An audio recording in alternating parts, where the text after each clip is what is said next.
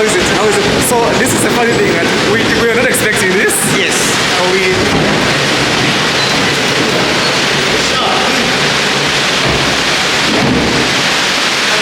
You get inside, Yeah. you sit opposite, yeah. the boat will go in, Yeah. you're going to experience the 4 elements of life. Okay. Yes, Yeah. for 4 minutes. 4 minutes. 4 minutes. So it will come back through here. No, on the other side. Okay. Okay. Yes. 4 minutes. Yes. So you sit right here, right? You sit on top, like my brother is Like this. Like this. Yes. Okay. Yeah. Thank you, man. Let's experience what? Life. Damn, this thing is crazy. Wow, this is nice. So calm.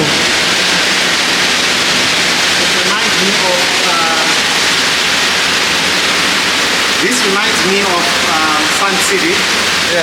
I thought I just hope that it won't be steep, just like what we experienced. But so far so good. We like the experience. Listen, let me count around. Let's see. Sure. Look at that, I'm going forever. There's ice. Ah, wow. Oh, this is like the second. Stop it, Bob. Oh, that's why they were saying the thing of stages of life. Yeah. That was water, this is ice. So there's an ice component, and then we're going to the stone part. Yeah, so this is the stone. You see like some icicles on the other side there. This is very dark. Oh, that's the water. What is this thing? The fire part. It's very noisy, but it's so lovely. Look at this. That's like the fire part.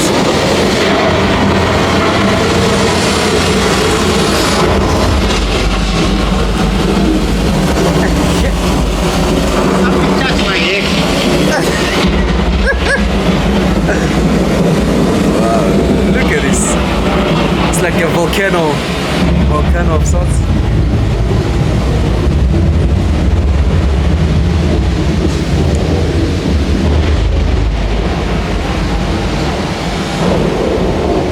Oh wow, look at this. This is like a volcano in the front.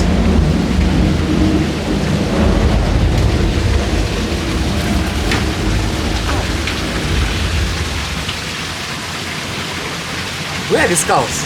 They're supposed to be seeing skulls.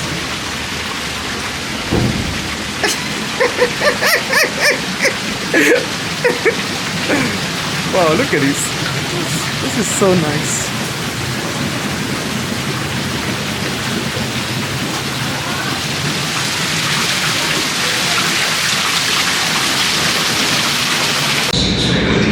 What is this? Oh, it's like a moon. Okay. At first, superheated gases were able to escape into outer space, but as the Earth cooled, they were held by gravity to form the early atmosphere. So this is like after that whole thing, like the 4-minute travel down the elements of the weather.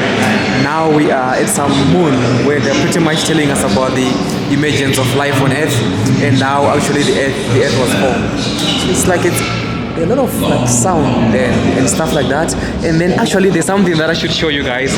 There's like it's like a vortex room that you actually go through, which is very nice. You get dizzy though, but it's a very nice room. So look at that one. So well, some of this the lighting is very bad, but there's a nice vortex room that you use when you're coming to this stage. If you're sensitive, well, you don't have to use it, but it's very nice. So yeah, it's like a globe, right? It's like they're showing the globe, and they're trying to explain how it was Then was the formed. east coast of Africa before it moved north rapidly.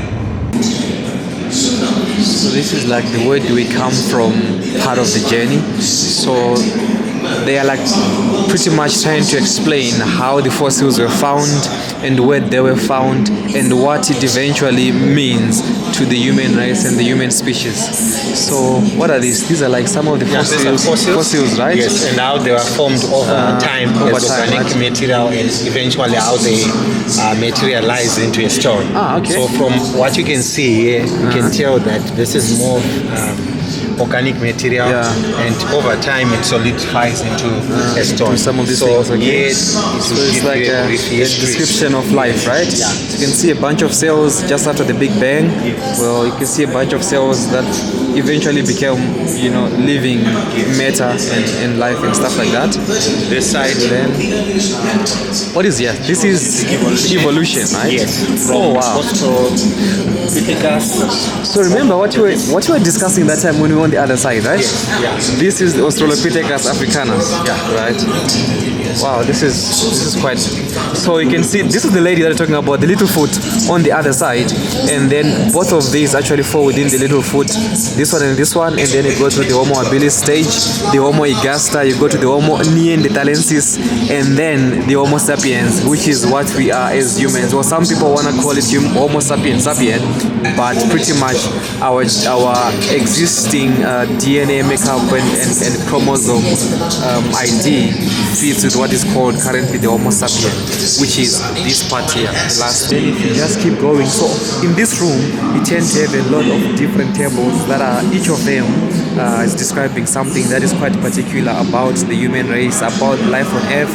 And then this is like a dodo of sorts. It's like a great grandparent of an ostrich or a duck, or the modern day chicken, if you will. But yeah, that's a dodo. As you know, it went extinct, and then this is how it looked actually. She's quite awesome. This is how it was. I've never actually seen like such a representation of this bird. Let me see something.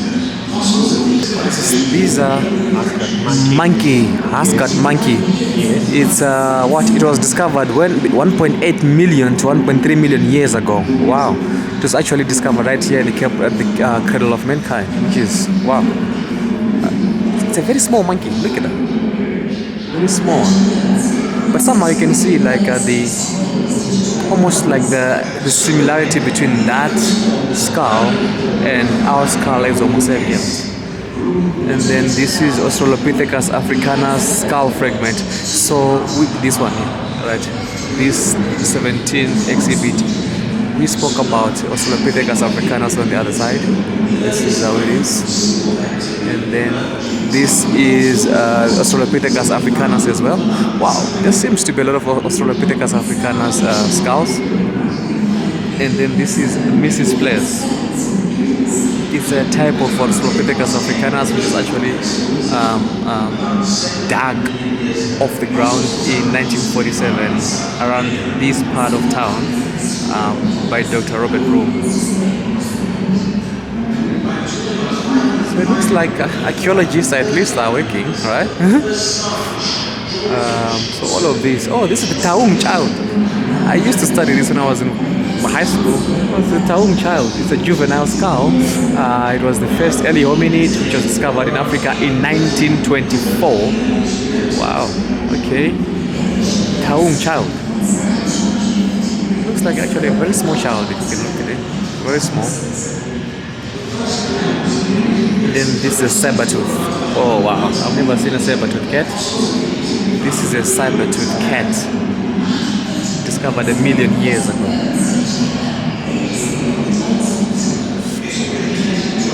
This is a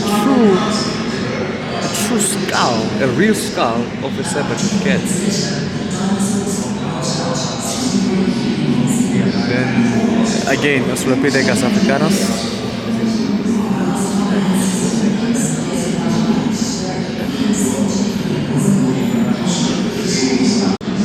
So in this booth, I think there's 3 different types of hominids here.